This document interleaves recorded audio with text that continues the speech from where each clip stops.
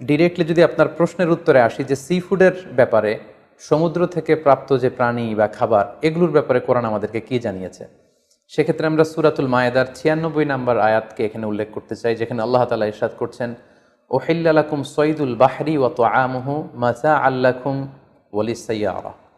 অর্থাৎ তোমাদের জন্য সাগরের শিকারকে হালাল করা হয়েছে। সাগর থেকে আমরা মাছ বা অন্যান্য যে কোনো জিনিসে শিকার করি না কেন, সেটা খাওয়া, কনজিউম করা, সেটা আমাদের জন্য হালাল। পাশাপাশি সাগরে মৃত যা পাওয়া যায় এটাও আমাদের জন্য হালাল।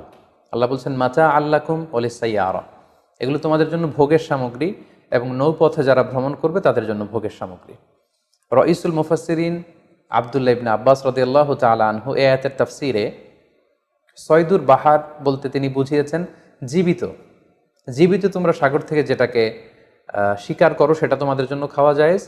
আর ওয়া তুআমুহু দ্বারা তিনি উদ্দেশ্য নিয়েছেন মৃত, অর্থাৎ সাগর